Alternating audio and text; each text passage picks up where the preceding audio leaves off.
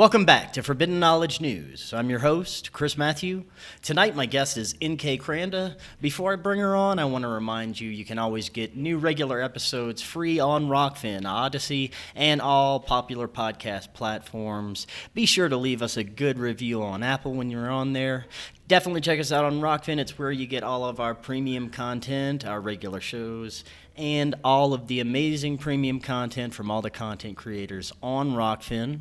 We also have our merch store up. That means you can get awesome t-shirts, stickers, bags, mugs, and all kinds of awesome stuff. That link's in the description or fknstore.net. And finally, check out the great products at Ascent Nutrition. They are an awesome all-natural health and nutrition company. Not only do they have supplement categories like vitality, energy, healthy metabolism, and detoxification, you're going to see brain and focus and intuition and consciousness. I've been taking the nootropic focus, and my focus and attention is really off the charts. If you're ready to optimize your meat suit, check out Ascent Nutrition. Tonight I want to welcome Kranda. She went to school for horticulture sciences and graduated with highest honors. She then continued her education in the fields of psychology, PTSD and trauma therapies, art, biology, physics, history, and shamanism. She currently works in experiencer research and preservation and has the honor of interviewing some of the most incredible people the field has to offer. Her interest in contactees and experiencers began when she volunteered as a MUFON chapter secretary in San Antonio. After writing way too many reports, she found her true interests were in the people that quietly came to meetings to tell an incredible story. She taught them to fight stigma and never stop telling their story and to honor themselves because they survived. NK, welcome. How are you doing tonight? I am wonderful, Mr. Matthew. It is so good to hear your voice again. Yes, it seems like we just talked a couple of times, and it was great meeting you last month at the conference. You had such a great, unique presentation, and I really think that we need more of this kind of information in our community. Your presentation was Trauma and the Experiencers, exploring the science, the philosophy, and reality of the relationship between trauma and the people who experience the phenomenon. Like I said, I've never heard anything like this at any of the conferences I've been to before, so I was really intrigued the information that was being presented, and I want to talk a little bit about that amongst a bunch of other rabbit holes that we could go down. But since this is your first time here on the show, I'd love for us to hear a little bit more about what kind of brought you down your current path. Were you always interested in paranormal? I've always been an experiencer. I just didn't know about it until I was almost 30. Uh, Basically, just strange occurrences all my life. I didn't really think it was a big deal. And then I got really into David Paulides and Missing 411. And I found out that he went to something called a symposium every year. So I was completely and utterly fascinated with Missing 411. And I just wanted to learn more about this stuff. And ended up going to a San Antonio MUFON chapter meeting. I I volunteered as a secretary, and I was a fully licensed an investigator. That's a lot of hard syllables right there. It's okay. But the way that we would talk to experiencers was just, it was not okay. These people would come in and they were obviously going through something and just wanted to maybe get some clarity or some validation or some support. And we would stick a mic in their face and go, here, tell your story. And then people would openly whisper about them and say that they didn't believe them or ask them inappropriate questions. And I would always offer, I would say, if you want to wait until after the meeting's done, I'll make time for you and I'll have a cup of tea and we can talk some more if you like. So that's really how I got started with, one-on-one with experiencers. And, I was just getting really great information and I was wondering if anybody was writing it down, and they said no. There I am, the story keeper. Nice. Now, you said you're an experiencer yourself. Could you kind of let us know a little bit about what your experiences were? Were they from childhood? Anything you could share with us? So I'm what's called a multi-phenomena experiencer. So I've had everything from a near-death experience to brushes with the paranormal to brushes with what I believe to be other dimensional entities. It's a pretty impressive mixed bag. A lot of weird stuff has happened to me. Now, did this start like since how old was your first experience that you can remember? My first experience that I can remember very clearly was, I think I was 7 or 8, and I was in a church, and my mom was in a meeting with the pastor, and there was this big long conference table, and I had one of those great big shooter marbles, like, when you're a kid and you're like, yeah, marbles. So I was rolling this marble back and forth across the table, kind of running around to catch it. And pretty soon something actually started interacting with me, and it was manipulating the marble in like figure eights and making it just go in all kinds of ways. And I was a smart kid. I'm like, the table's not crooked, there's no divot here. I'm like, I'm gonna trick this thing. I'm gonna shoot this marble right across the table and it'll fall. And I'm just being silly. So I took it and I rolled it as hard as I could along that table. And when it should have smashed into the wall just from my sheer momentum and enthusiasm, it stopped, and it rolled back to me and just Oh kind of wow. stopped in the middle of the table.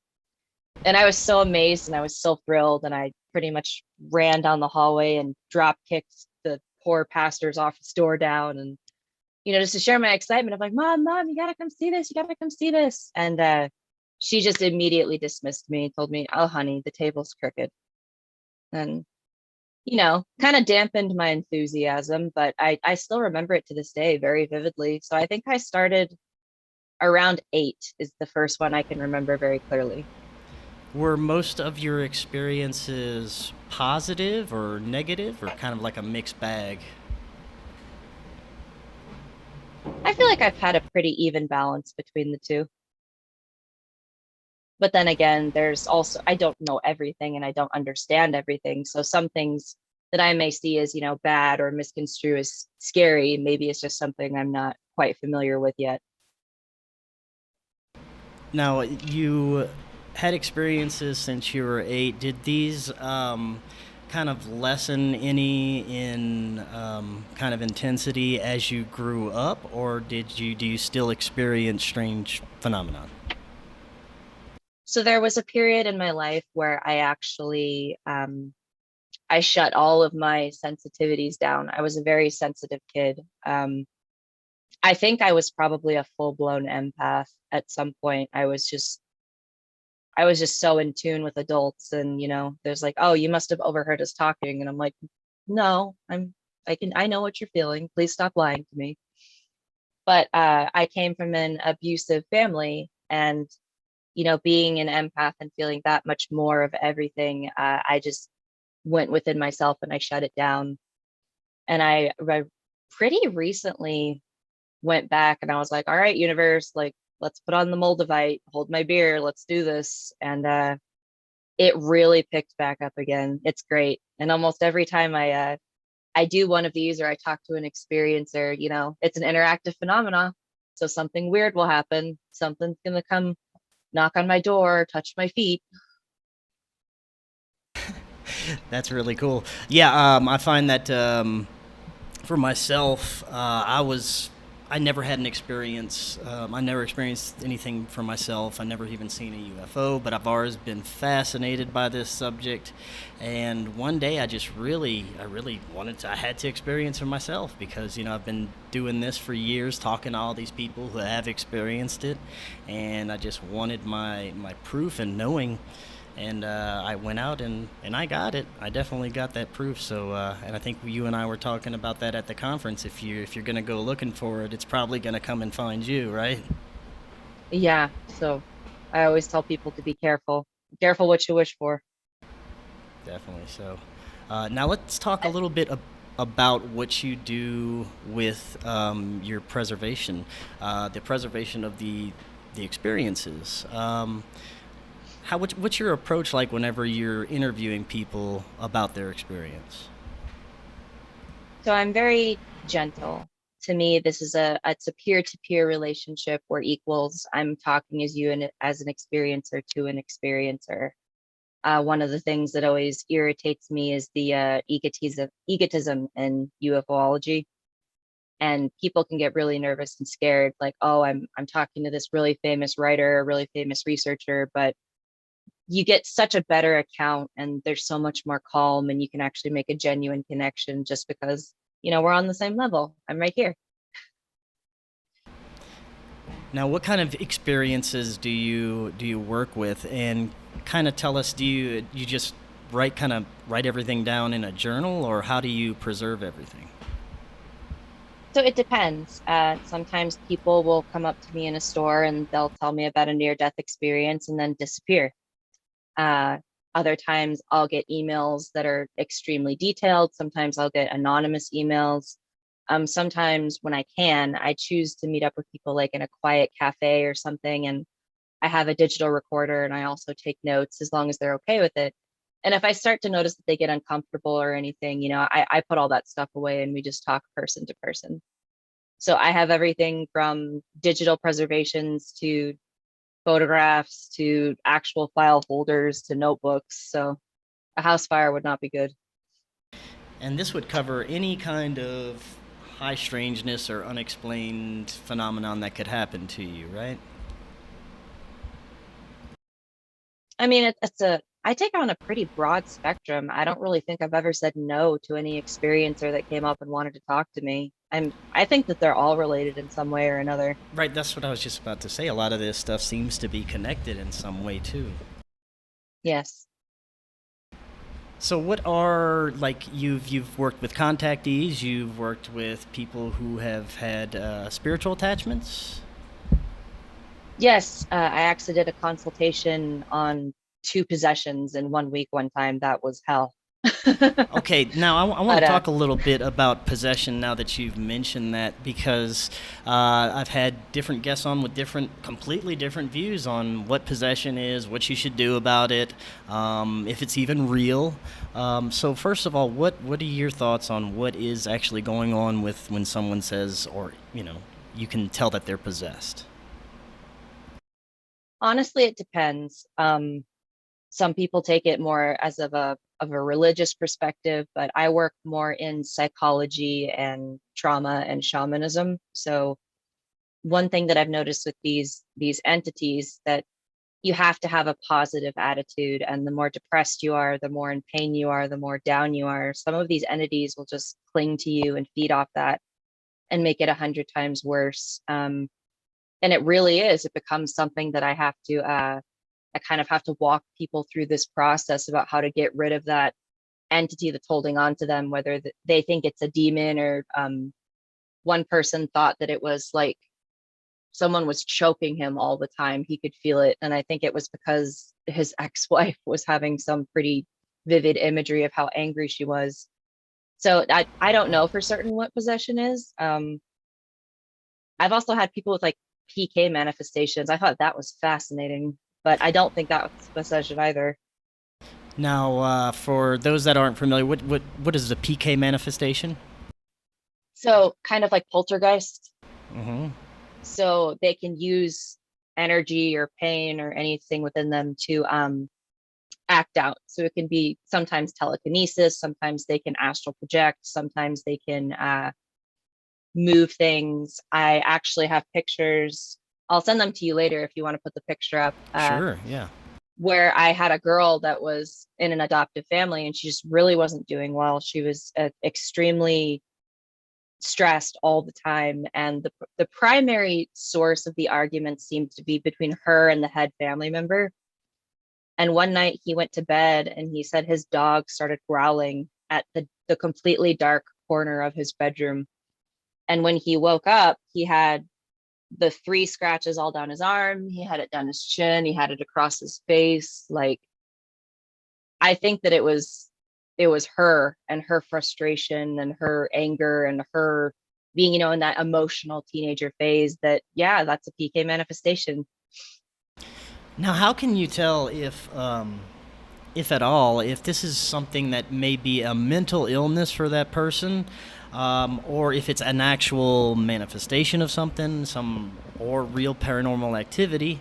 How do you tell the difference, and at what point do you refer them out to, professional help? Oh yeah. Well, I'm not a doctor. I've never claimed to be. I'm not a therapist. So Right, right. I have a pretty good sense of, I talk with people and I always appreciate honesty. Like, we discuss like if you're comfortable telling me like what medications are you taking, like what's your family history? Have you ever been hospitalized? And if I feel that, when they're in the red, when they're just about ready to burst because they're so stressed or they're so scared, I always refer out. I take it very seriously. It's actually in my fine print that if at any point during a preservation I start to feel that they're not okay, that we're going to call 911. Now, have you? But for No, go ahead.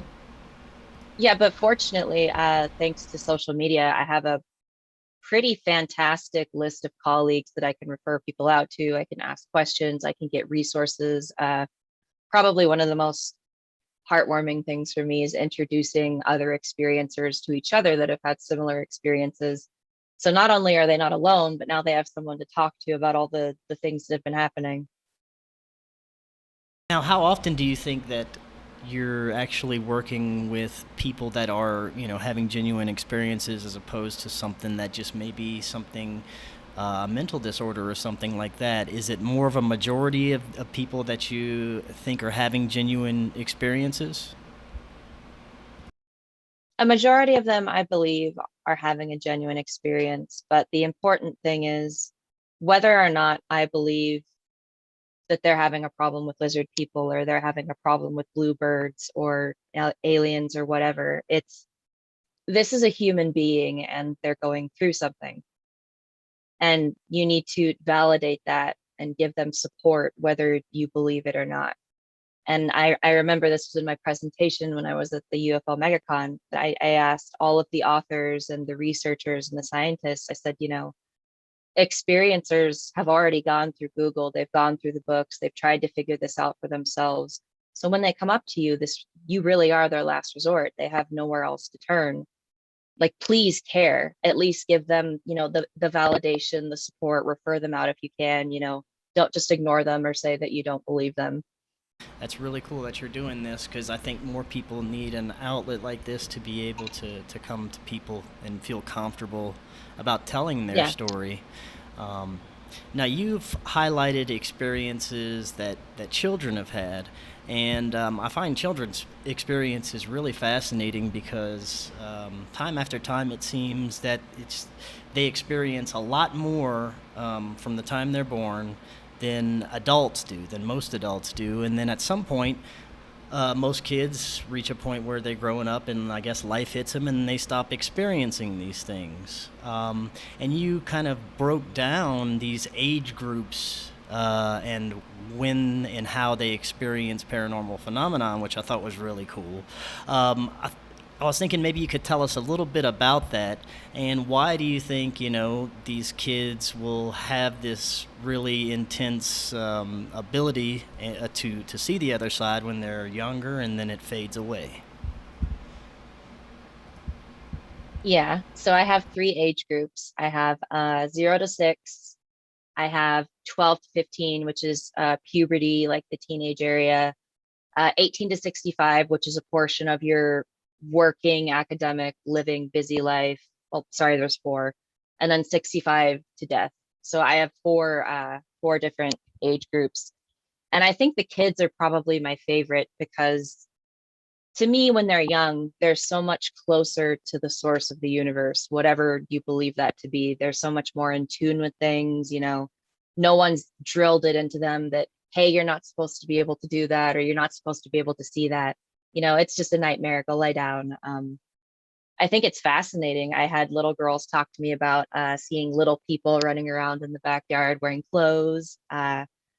One girl said that the blue man, which is actually an inherited entity that goes from like female to female in her family. She said the blue man would come into her room and put like holographic blue and green dinosaurs all over her walls to kind of calm her down.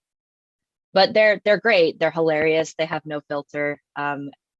Yeah, kids. And I told some creepy kid stories while I was there. Yes, those were cool. Yeah, Yeah. maybe if you could remember, if you could share maybe a couple of those with the audience. One of my favorites is don't worry, Dad. I won't let the shadow people bog you while you're sleeping. Just don't worry about it. Yeah, it's okay. It's Another gonna one protect was a you. little girl. Yeah, another girl, classic time, like 3 in the morning, came in, you know, Mom, the owl's back. It's looking at me. And as a Nice. parent, you're like, what do I do? What do I do? What do I do? Yeah, you have to think, your kid's telling you this weird stuff. Do you shrug it off as this is just my weird kid, or, what is going on here? I think more open minded parents that, kind of look into this stuff may take a second to listen to it, but most parents will just like, you're just weird. Definitely. I encourage people to talk to their kids and just explore what they can see. And, one of my favorite questions to ask kids at preservations is, what do you think happens after we die? What do you think happens after this? What do you think happens? It's, oh, they're my favorite. I'm sorry. I just get so excited about them. What are some of the answers you get to that question? One little girl said that we come back as butterflies. That was really cute. One Nice. kid said that we come back as dinosaurs because he refused to go to heaven and not be a dinosaur. And that's fair. You should be able to choose whether or not you can become a Tyrannosaurus Rex or go to heaven. I get it. Another little girl that had a near-death experience said that she saw light and she heard the really, really loud humming. But other than that, she had no idea what it was. Now, you put for the 12 to 15 age, if you're really sensitive, it could be a very rough time for that age group, right? Uh, Absolutely. What are some So of when I'm the things that they can look forward to? so I always when I have sensitive kids that are already experiencers and they're 3, 5, 6, whatever, I warn them and I warn their parents that, hey, this may kind of drop off for a little while. It may maintain itself, but once they hit puberty and their body's going through those changes and they have all those hormones and all that stress, I said this activity is going to explode and you need to start preparing for it now.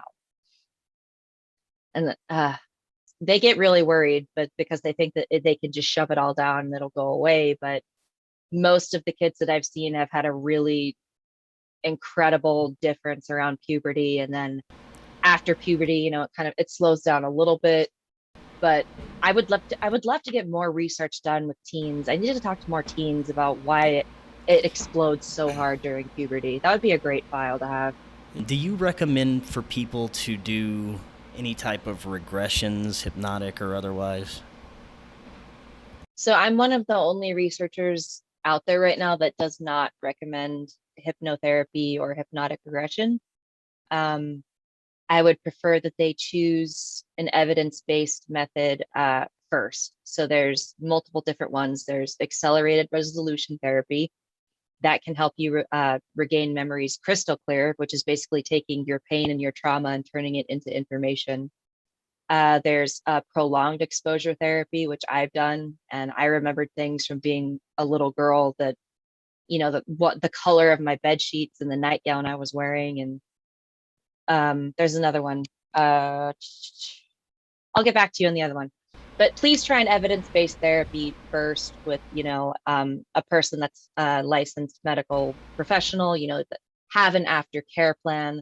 The reason I don't like to refer out to hypnotic regression is that, you can touch your nose and turn around 3 times and boom, you're a hypnotherapist, or you can get a certificate online. And, a lot of these people, I've known people that got hypnotized over Zoom, remembered Oh, everything, all of that trauma, the whole experience came back to them. And they're like, okay, well, there's your $75 session. Have a good day. oh No man. aftercare plan, like no support. You've just been completely and utterly like re-traumatized and then they're gone. So Yeah, that's not as cool. as much as our field loves to suggest hypnotic regression, I don't. And if you do, please do it as a last resort. Please do it with a professional. please make sure that you have support, that you're doing it with people that are reputable and, care about you. I think that that's also really important. So please don't do hypnotic regression. It's not good for you. It's dangerous. And I do know experiencers that over time had been hypnotically regressed and have committed suicide. So it is a real thing and it is a real danger. Now, up until just, the past few years, this kind of stuff wasn't really even talked about in the mainstream. I mean, who would think to go to, professional and tell them that they're seeing ghosts, or they've been abducted, or they're hearing voices, or, people are usually scared to talk about this kind of stuff out of fear of being ridiculed or being thought they were crazy or something. Do you think that that's changing recently? Have you noticed any kind of difference in more people wanting to talk about this stuff? Yes. I was up in Ithaca, New York, and I was walking through a grocery store, and there were just a group of college girls from Cornell that were talking about the disclosure report coming out. And it was so cool just to walk by and be like, oh my God, that's me. That's my work. That's what I'm doing. Right. The Yep. normies are finally getting it. But as far as, reaching out to a doctor, I know a lot of people are afraid that they're going to get locked up in the loony bin and things like that. And just, just be careful, go slow and just make sure that they're the right one before you choose to open up. Or you could even open up to a close friend and be gentle about it. Say, hey, you don't have to believe everything I'm about to say. You don't have to have an answer for me. Could I please just have your support during this time? Yeah, and another hard thing for people is probably the amount of, I don't want to say frauds, but people in this kind of line that take advantage of people, that aren't necessarily honest with people, that just maybe are worried about notoriety or money. And like you said, they're going to end up hurting somebody by doing these kind of things. Under the guise of helping them, but they're really just doing it for personal gain. And there's a lot of people like that, unfortunately, in this community to watch out for. So I'm sure people are kind of wary of that as well. Yeah, the exploitation of experiencers is rather awful.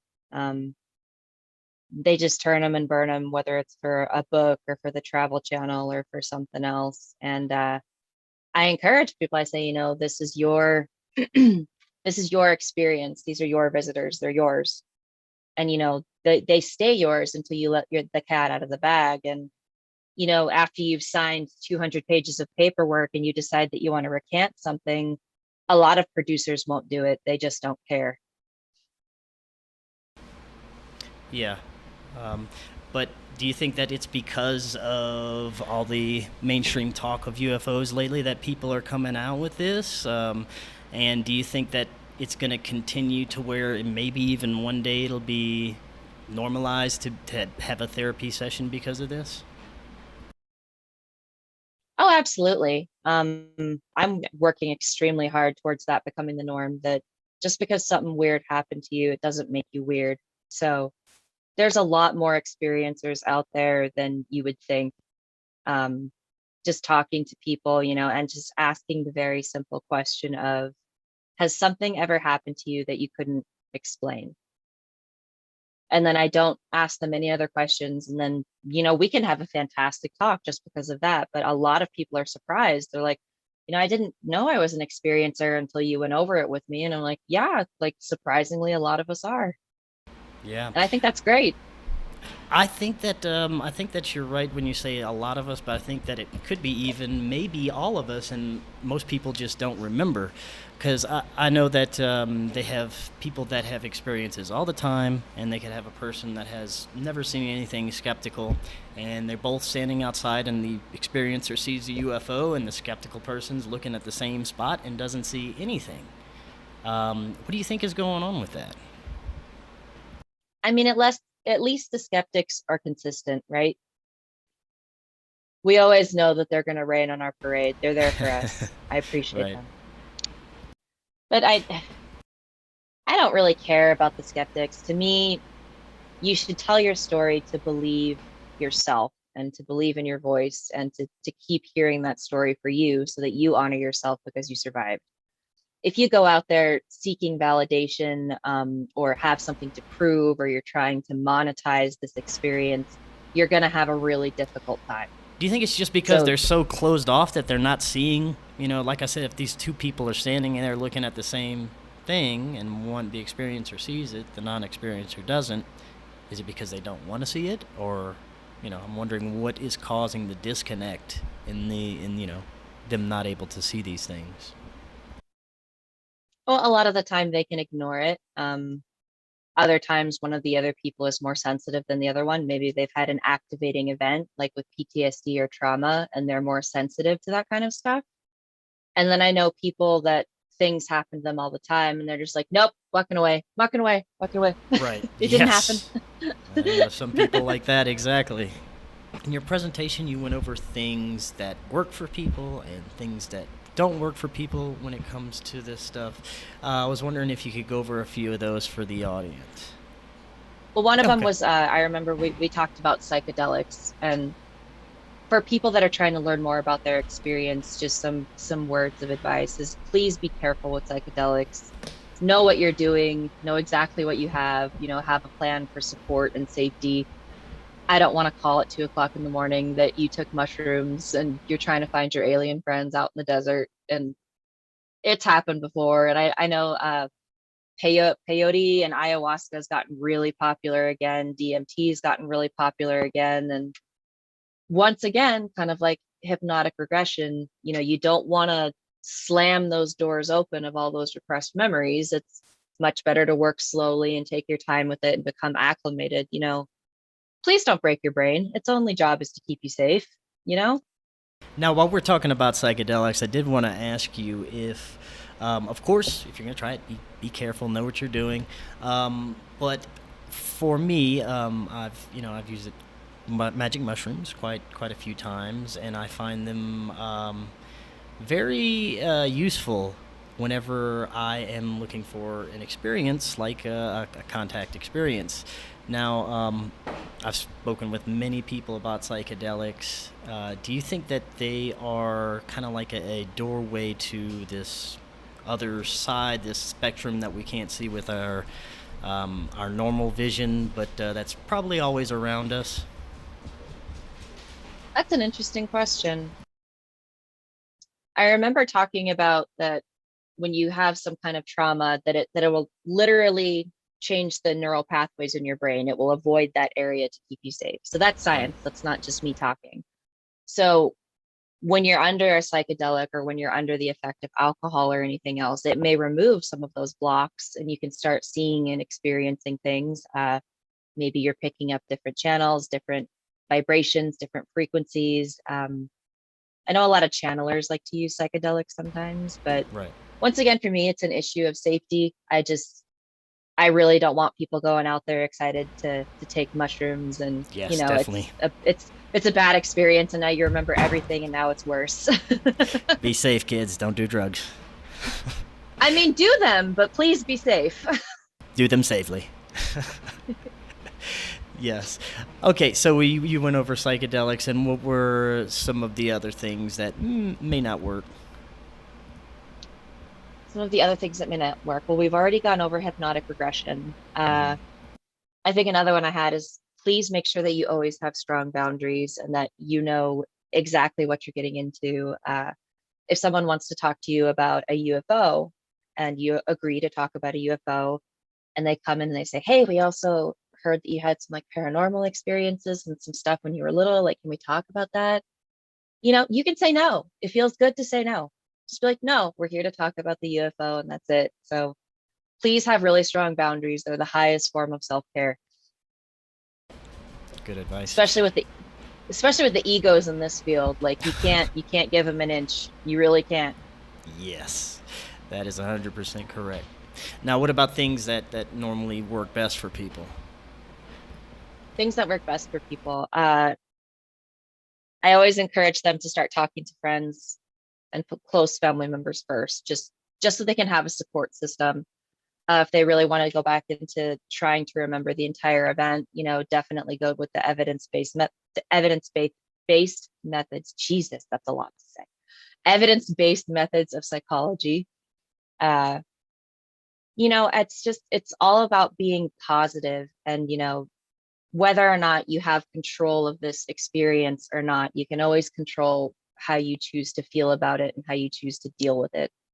So the more positive you are and the more that you take care of yourself and the more that, you focus on this stuff, the better off you're going to be rather than letting it feed into your depression and your anxiety. And then, like I said before, just making those entities even worse because they just feed off of it, especially shadow people.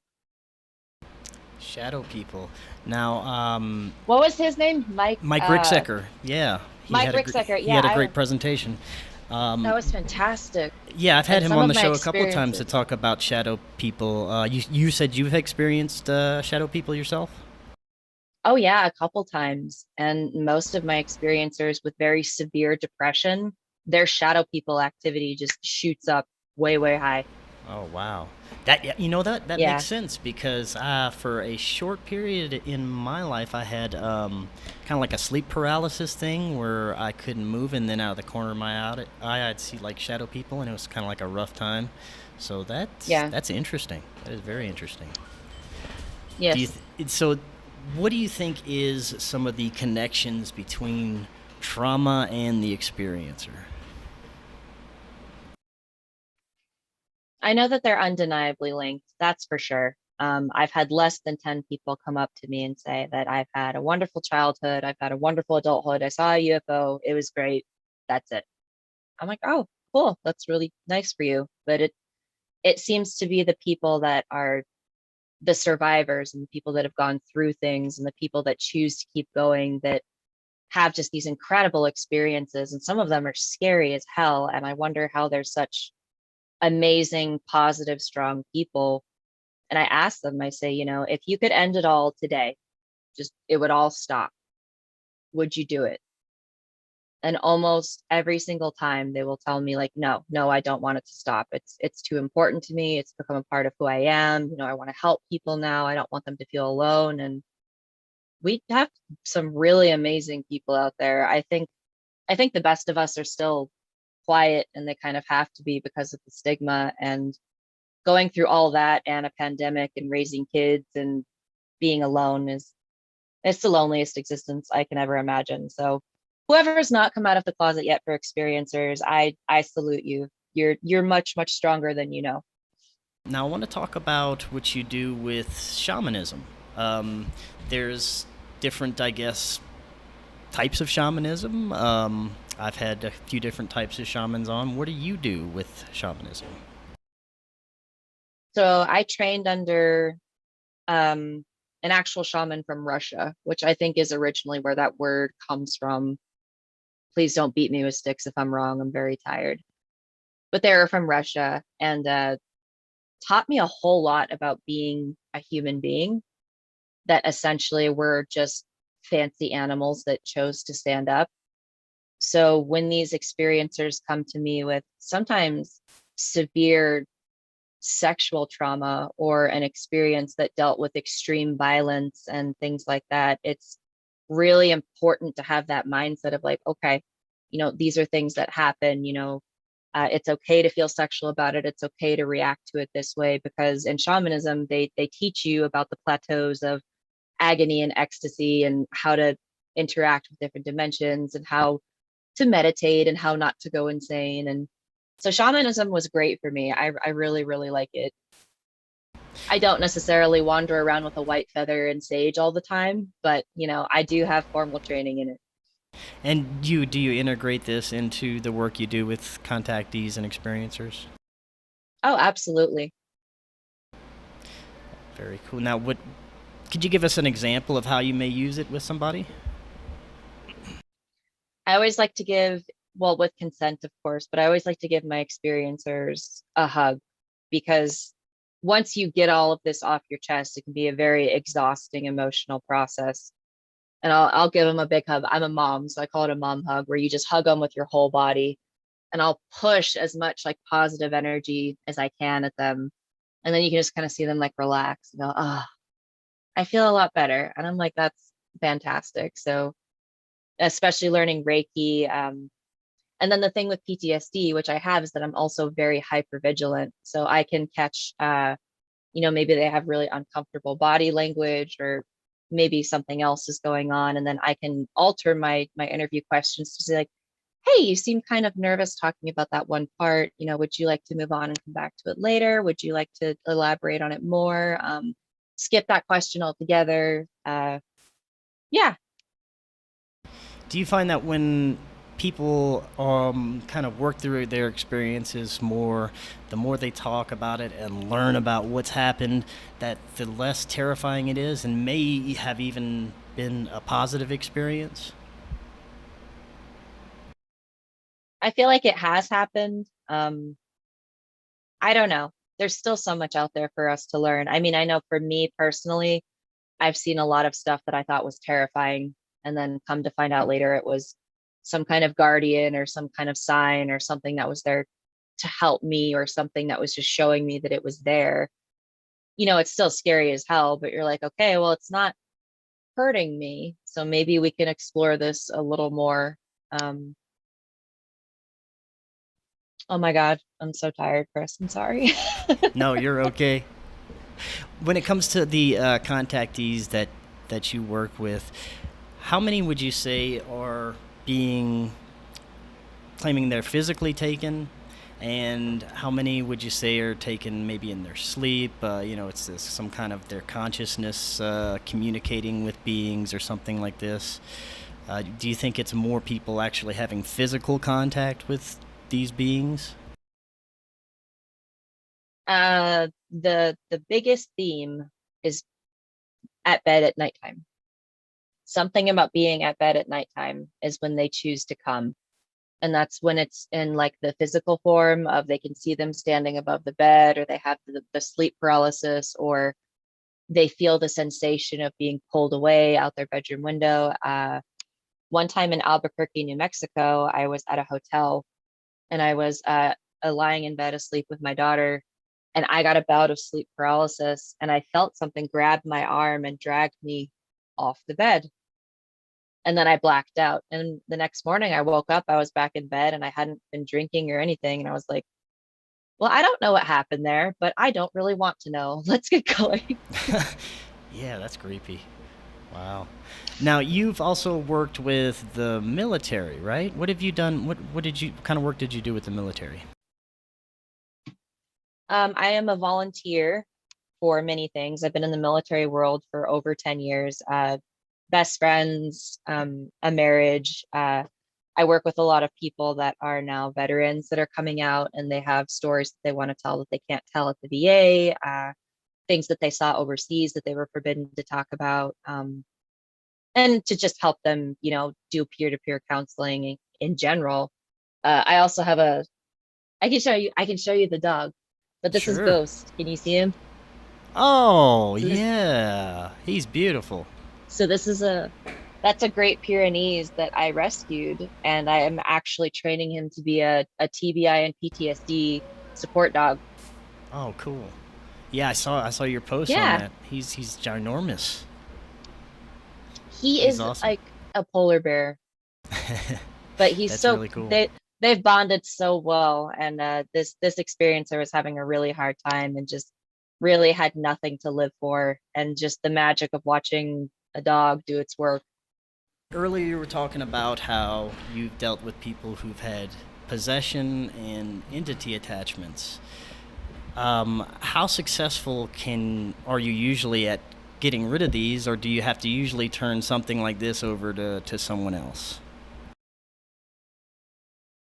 So that was one of the more hilarious things that I realized, is that I'm writing this book. It's a survivor's guide for experiencers, and it's about all these different experiencers and how they chose to deal with what was going on with them. And some people could use religion, some people could use other things. I was just there as a consult. I can't rip a demon out of your body. I'm sorry, you're gonna have to find someone else to do that for you. But just helping them to figure it out, like to decide what's going on, and what led up to this, what is actually happening, and what do we want to try to do about it? What are your limits? I think it's the worst when it's kids, because parents are just terrified that this stuff is happening to their kids and they just want to make it stop. So I wish that I just had an index that says, like troubleshooting, like ghost possessions, go here, try this.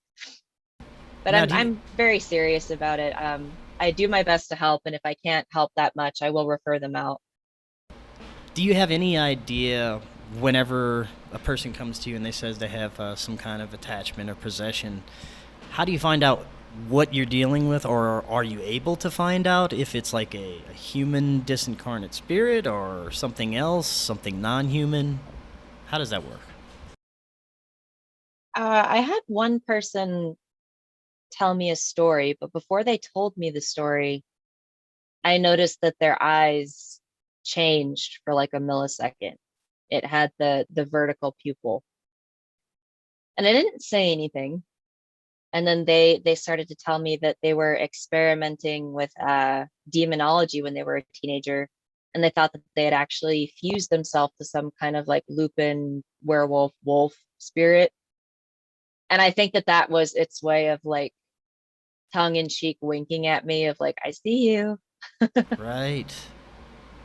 I've had I've had someone tell me about a very similar experience that they were trying to get rid of an attachment and their eye became a vertical slit before. So that's very interesting. Hmm. Now, what would you do to get rid of this? So for one person, I was teaching him shamanism as well. I don't take on students very often, but this one was necessary. He was in really bad shape. Um, so what we did is he chose to use religion. So he got a sterling silver Irish Celtic cross. He wore that, basically cleansing his apartment, like cleansing his relationships, like literally cutting people out of his life that were causing him extreme stress, seeking therapy, and just this really intense. It was a really intense 3 or 4 days where I was extremely worried about him.